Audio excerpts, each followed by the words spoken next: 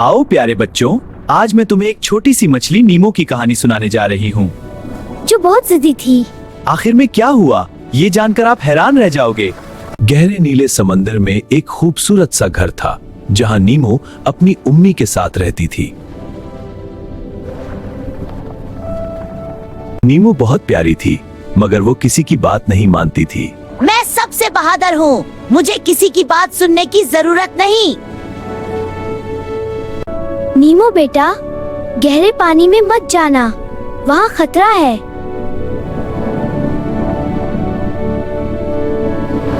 उसके दोस्त भी उसे समझाते थे। नीमो, अम्मी की बात मान लो। नहीं, मैं नहीं मानूंगी।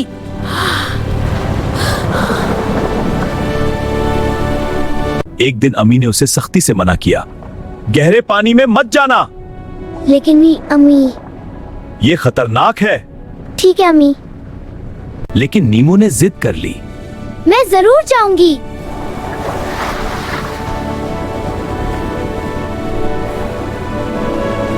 जैसे जैसे वो आगे गई, पानी अंधेरा होने लगा।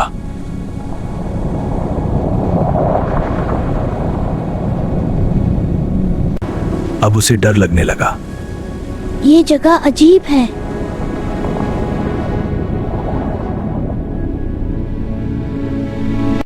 अचानक एक बड़ी मछली सामने आई। ओ नहीं, तुम कौन हो? मैं तुम्हारा आखिरी सामना हूँ। नीमो बहुत घबरा गई। मुझे छोड़ दो, हाय मैं छोड़ दूंगा। वो रोती हुई घर पहुंची। अम्मी, अम्मी। अम्मी ने उसे गले लगा लिया। मैंने मना किया था ना। अम्मी, माजरत। बस अगली बार सुन लेना। हाँ अम्मी। नीमो को अपनी गलती का एहसास हो गया। मुझे माफ कर दे।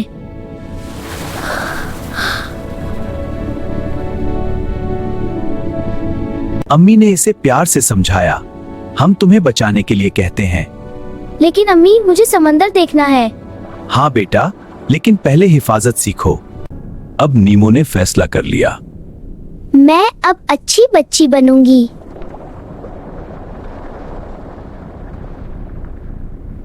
बच्चों, बड़ों की बात मानना बहुत जरूरी है।